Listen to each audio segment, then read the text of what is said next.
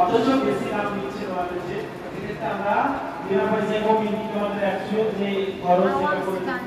এছাড়া আরো কিছু পরিষেবা আছে, ধরো ব্যাংকিং পরিষেবাটা আমরা বিভিন্নভাবে করে দিতে পারি।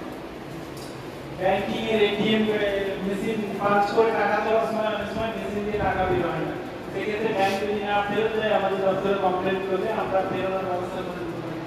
বা ধরো ম্যানেজার যদি আমাদের সঙ্গে কোনো অসৎ দিতে পারে, কোনো অ্যাকাউন্ট ক্লোজ করে দেয় বা ইচ্ছাকৃত ইএমআই বেশি নেয় বা একটা লোন অ্যামাউন্ট শোধ হওয়ার পরেও ইএমআই ফেলে বা ইচ্ছাকৃত ক্রেডিট কার্ড ইস্যু করে দেয়, বা কোনো তোমরা লকার ইউজ করেছো সেই লকারটা লকার থেকে তোমার গুরুত্বপূর্ণ অর্ডারেন্ট বা কিটস দলিলপত্র এগুলো হারিয়ে গেছে, ব্যাংক ম্যানেজার দায়িত্ব নিচ্ছে, সেক্ষেত্রেও কমপ্লেন করতে হবে। হ্যাঁ, মানে মোটামুটি ব্যাংকে গিয়ে যদি কোনোভাবে হ্যারাসমেন্ট হওয়া ইচ্ছাকৃত অ্যামাউন্ট বেশি কাটে কমপ্লেন করতে পারি। এছাড়া আমরা স্বাস্থ্য পরিষেবাতেও আমরা কমপ্লেন করতে পারি।